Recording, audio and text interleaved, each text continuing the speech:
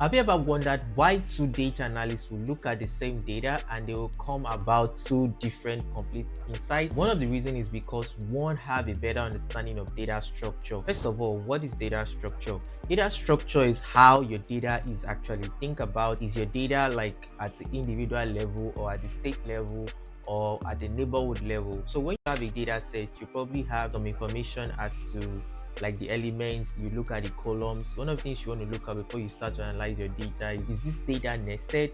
For example, you think about the federal government, we have the state government, we also have like the municipal or the local levels of government. Or you think about, and when people go to the hospital, we have like the provider, the doctor. We also have like the members, then we have the dependents. So you want to understand if your data doesn't have like this nesting level. Another thing that is also going to help you is when you are moving your data from, let's say, SQL or a database, you do want to aggregate that data if it's not necessary.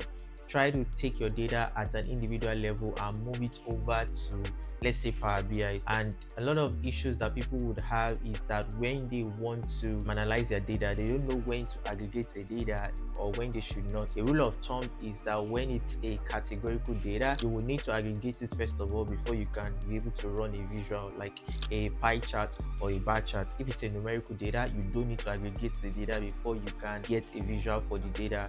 And in case this video was valuable for time or you want to learn more, head over to my YouTube channel and do what to like, subscribe, follow, and share. Thank you.